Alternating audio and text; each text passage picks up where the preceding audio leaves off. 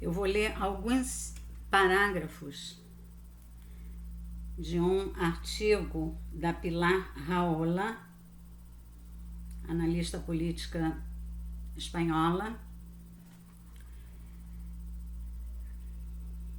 com um respeitável currículo que eu não vou desenvolver agora.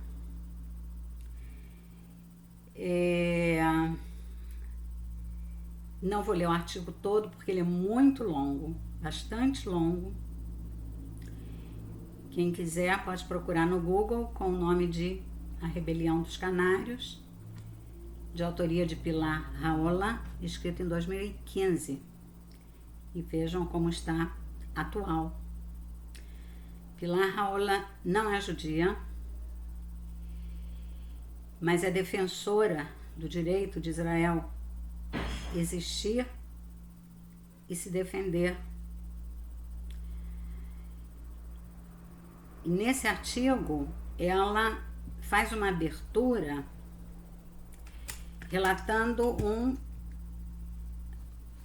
uma estratégia que vigorou até o século XX. Como ela diz, até bem adiantado do século XX, uma técnica infalível para os mineiros se protegerem nas profundezas da rocha.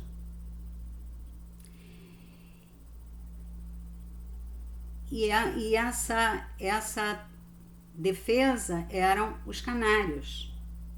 Os mineiros levavam canários para as profundezas das minas. A pequena ave, mais sensível que o homem à falta de oxigênio e ao aumento de gases tóxicos, morreria primeiro que eles, se nas minas houvesse gases venenosos ou demasiado monóxido de carbono. Se os mineiros vissem os canários morrendo, eles sabiam que deveriam abandonar a mina a toda velocidade. O canário era o primeiro que sofria por um mal que acabaria por matar a todos. Em Skopje, na ex-Iugoslávia, encontrei certa vez um ancião que havia sobrevivido à história eriçada de guerras de seu país. Ele me contou o segredo de sua sobrevivência. Quando os judeus são perseguidos, é hora de fazer as malas e ir embora. O ancião iugoslavo tinha razão. Na história moderna, os judeus são os canários do mundo. Elementos minoritários e vulneráveis da sociedade, os judeus foram sempre o primeiro alvo dos movimentos de destruição e desumanização. Na Inglaterra do apaziguamento, Churchill denunciava o verdadeiro caráter da Alemanha nazi. Um regime que começa perseguindo os judeus, dizia Churchill, cedo ou tarde ameaçaria a liberdade e a vida de todos. A temperança moral do mundo é posta à prova, a tolerância, isso é uma tradução. A tolerância moral do mundo é posta à prova. Se os judeus podem ser perseguidos ou assassinados impunemente, raciocinam os tiranos, então pode-se passar para o próximo passo. Todas as grandes ditaduras da nossa época, nazismo, stalinismo, esquerda, direita, tiveram os judeus como alvo predileto e como animais de experiência, ele fala porquinhos da Índia, de sua violência assassina. Todas terminaram por causar milhões de mortos de todas as nações. Se o gás mata o canário, cedo ou tarde matará o mineiro. E isso é o que sucede hoje em dia com o fundamentalismo. O integralismo e o novo totalitarismo ameaça às sociedades ocidentais. Vou pular uma parte. Quando os israelenses morrem despedaçados pelas bombas terroristas, o mundo cala.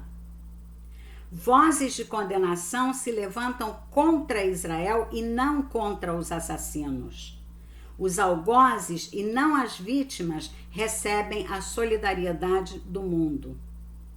O judeu entre as nações ocupa o mesmo lugar que o judeu entre as pessoas, o eterno culpado.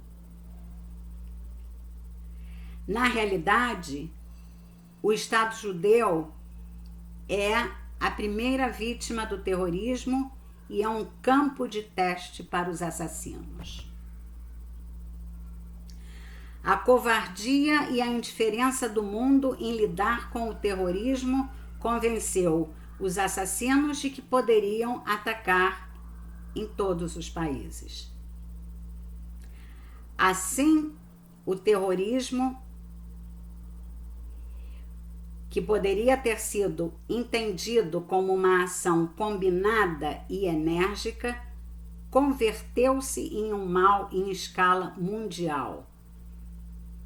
Houve também outros canários na história moderna. Em 1938, o Estado Pacífico e Democrático da Tchecoslováquia foi a primeira vítima de Hitler. Foi um balão de ensaio do nazismo. Se Praga caísse, cairiam também Varsóvia, Amsterdã, Paris e Londres. No infame Tratado de Munique, as potências democráticas claudicaram ante Hitler, que, convencido de sua debilidade, sentiu-se confiante para lançar a Segunda Guerra Mundial. A lógica de Munique continua viva tanto na Europa quanto entre os assassinos. Quando a voracidade de Hitler reclamava a Tchecoslováquia, França e Inglaterra assinalavam o pequeno país centro-europeu como o culpado de uma tensão que levaria à guerra. Praga foi forçada a ceder. A Tchecoslováquia desapareceu e assim começou a guerra. Hoje em dia, a mesma lógica se aplica a Israel. Frente ao terrorismo, Israel deveria ceder para salvar a paz? A falácia desse argumento é óbvia. O fundamentalismo não busca tal ou qual reivindicação territorial, senão a destruição de Israel e do Ocidente em seu conjunto. Frente a essa realidade, o Ocidente e especialmente a Europa são suicidamente cegos. Se, como a Tchecoslováquia, Israel cair ante o fundamentalismo, qual será o próximo passo? O que o Ocidente parece não entender é que Israel é o campo de batalha onde lança seu próprio futuro, o futuro do Ocidente, seu próprio futuro do Ocidente. Se Israel cai frente ao terrorismo, então todo o Ocidente estará ameaçado. As mesmas redes de tráfico de armas e dinheiro que os terroristas usam para atacar Israel são utilizadas para atacar outros países.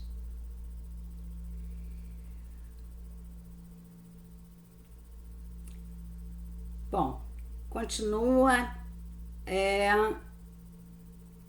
ela continua desenvolvendo essa ideia e parece que ficou claro onde eu quero chegar. Não comemorem, não justifiquem, não busquem explicações, não inventem argumentações. Isso pode ser o início de uma destruição muito maior. Então, eu aqui representada por Pilar Raola, a quem eu tenho um profundo respeito, afirmo a vocês que as cenas que eu vi de selvageria, barbárie, estão marcadas na minha alma. Vamos refletir sobre isso. Vamos ser mais racionais. Não é uma guerra territorial, não é uma guerra religiosa, não é uma guerra racial, é uma guerra de ódio puro contra os infiéis. É terrorismo em toda a extensão do termo.